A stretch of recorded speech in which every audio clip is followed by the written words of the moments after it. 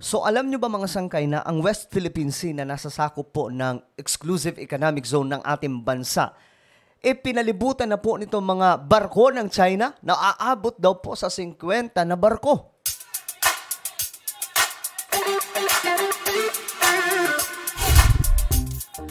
Magandang oras po sa lahat ng ating mga kababayan, sa lahat po ng mga nanonood ngayon mga sangkay. So eto, pag-usapan po natin itong balita kasi ngayon. Okay? Balitang-balita ito ngayong ginawa ng China na pagpapadala mga sangkay ng 50, more than 50 na mga barko upang paligiran po ang West Philippine Sea na sakop po ng exclusive economic zone ng Pilipinas. Ano ba to? Ito na ba yung invasion mga sangkay? Palala ng palala ang sitwasyon, no? At alamin po natin ang balita tungkol dyan. Pero bago tayo magsimula, no, pakisubscribe po muna yung ating YouTube channel. Ayan po sa baba ng video na to, makikita nyo po yung subscribe button sa ibaba. Okay? Pindutin nyo lamang po yan, tapos i-click nyo yung bell at i-click nyo rin po yung all. Dahil dito mga sangkay, 1.18 million subscribers na po tayo. Parami po tayo ng parami. Sa mga nanonood po sa Facebook, huwag nyo rin po kalilimutan syempre na i-follow po ang ating Facebook page. Okay, eto na nga mga sangkay. Pag-usapan po natin ito ngayon, itong mahigit 50 na mga barko ng China ang pumasok na po sa ating teritoryo na tila baga ito na po ang simula ng kanilang invasion. Ito po yung report. Over 50 Chinese ships, fishing boats spotted in West Philippine Sea. Ayon po yan sa military. Itong mga barko ng China ay hindi po papasok sa ating teritoryo mga sangkay without asking or siguro kung wala pong utos itong kanilang gobyerno. So ito po yung realidad mga sangkay nangyayari ngayon. Kaya dapat tayo mga Pilipino ready lamang ipagtanggol ang ating soberanya, ipagtanggol po ang Pilipinas. Dahil itong nangyayari ngayon sa ating bansa, prone po tayo sa tinatawag na digmaan. Kaya nga po mga sangkay, may mind conditioning na nangyayari sa ating bansa patungkol dyan. No? Na tila baga eto yon, may mangyayaring digmaan na paparating. Ngayon, eto mga sangkay, tingnan po natin. Itong picture daw po ay kinuha noong August 22, 2023. Okay, from the deck of Philippine Coast Guard ship BRP Cabra shows a Chinese Coast Guard ships shadowing a civilian boat. Okay. Ngayon, ito na mga sangkay. Ito yung bago. Latest update. Some 50 Chinese vessels ay nakita daw po sa West Philippine Sea nitong Lunes ng hapon. Ayon po sa Armed Forces of the Philippines. As of 4 p.m. noong March 11, mayroon din daw pong 7 China Coast Guard na barko at 18 na Chinese Maritime Militia vessels at mayroon din pong 29 na maliliit daw po na fishing boats sa Philippine-occupied islands ang nakita daw po mga sangkay. So talagang umaano na ngayon mga sangkay. Kumbaga, ito po yung critical moment na nagaganap ngayon dyan sa West Philippine Sea. Kaya nga sinasabi ko sa inyo, ready lamang po tayo kasi ito mga nakikita natin talaga mga sangkay, senyales po yan na possible magkaroon ng digmaan. Ngayon nga, minamind condition na po ng mga pa-survey na just in case daw po magkakaroon ng digmaan, papalag daw ba tayo, pabor ba ang mga Pilipino, o kaya ipaglalaban ba ang ating bansa? And many Filipinos agree, ayon po sa kanila, na ipaglaban ng Pilipinas kahit naman sino, di ba? Sasagot talaga ng yes. Maliban na lamang po kung hindi siya Pinoy. Sino ba naman ang Pinoy na papayag na ganun-ganunin na lamang po tayo, di ba? Kaya nga lang mga sangkay, ito lang ang isipin po natin. Kapag nagkaroon ng digmaan, asahan po natin yung mga pamilya po natin, madadamay dyan. Yung mga kaanak po natin, madadamay dyan. Marami pong mawawala sa mga kamag-anak natin. Kahit tayo, possible po tayo mabura sa mundo, no? Sa pamamagitan po nitong digmaan. So we have to pray.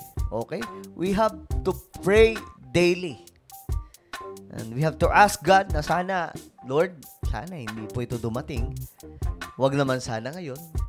Pero mga sangkay, pag pinag-usapan po kasi natin yung Biblia, bago pa mangyari ito, sinabi na po talaga ng salita ng Diyos na magkakaroon po ng digmaan at mga balita patungkol sa digmaan. At ito yun, mga sangkay. No? Nangyayari mismo sa panahon natin ngayon. In Baho de Masinloc, 5 daw po na Chinese Coast Guard vessels. Ayan, ito na mga sangkay. Ito po yung mga barko. Halo-halo na po ito mga sangkay. Meron pong mga fishing boat. Meron din po mga Chinese Coast Guard, militia.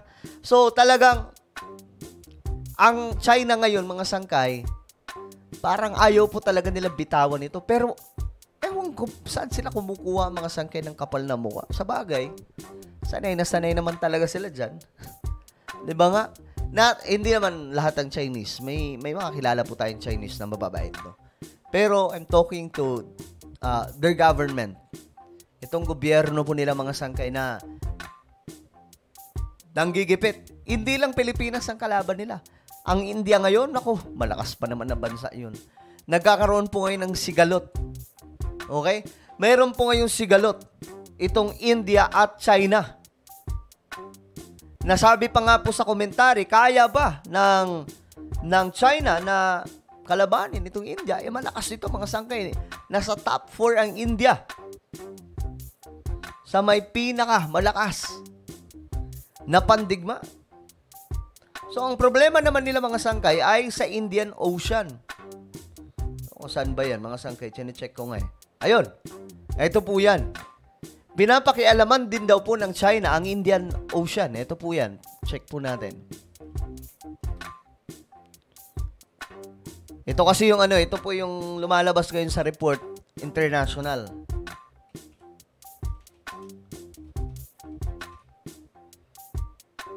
Tingnan natin mga sangkay. Ito rin, kung may problema po tayo dito sa West Philippine Sea, ito lang yun mga sangkay, oh. May kita ba yan? Wait lang. May kita siguro yan. Ayan, ito lang yan mga sangkay, oh. Ayan. Ito yung West Philippine Sea na may problema din po itong China. Ito yung China, oh. Ito yung Indian Ocean na pinapakialaman din po nitong China. Ewan ko ba sa China, bakit? Parang gusto nila angkinin lahat ng no? Lahat na ng gusto nilang maangkin talaga eh. So ngayon, ito po yan mga sangkay. Ito yung pinapasok naman ng China ngayon, itong Indian Ocean. Parang gusto na po nilang kunin lahat eh. Ayan oh.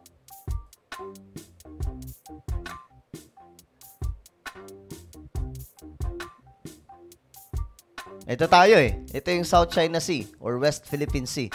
Nasa kabila naman po itong Indian Ocean. O ayan mga sangkay. Ito lang din po yung India, banda. So, talagang mga sangkay, very crucial. Itong ginagawa ngayon ng China. Talagang ginigit-gitan po nila.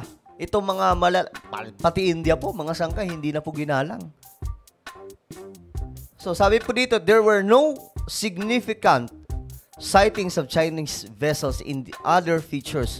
So, may mga area, mga sangkay, na hindi daw po magawala naman pong mga Chinese vessels. Pero, wag tayo pakakasiguro, mga sangkay. Ito nga po, diba? Ito, mga information na lamang po ito ng ginagawa ng China ngayon. So, ngayon, mga sangkay, more than 50 Chinese ships. Anong plano nila mga sangkay? Ito na ba? Ini-invade na po nila? Pinapalibutan na po nila yung West Philippine Sea? Ang bihira. Hindi na sila makontento. Ang lawak-lawak ng lupain ng China. Kasi matindi daw po ang likas na yaman dyan sa West Philippine Sea. Kaya po gustong makuha talaga nitong Chinese government. No? Well, ano po ang inyong opinion mga sangkay? Tingin nyo ba, ito na bang invasion? Nagsisimula na? Mula pa sa China? At ano sa tingin nyo ang solution dito, mga sangkay? I-comment po sa ibaba ang inyong mga opinion. Guys, paki-subscribe itong isa kong YouTube channel, Sangkay Revelation. Hanapin niyo po ito sa YouTube, okay? Ngayon din. Tapos click niyo po yung subscribe, i-click ang bell at i-click niyo po yung all. Alright, ako na po yung magpapaalam. Mag-iingat po ang lahat. God bless everyone.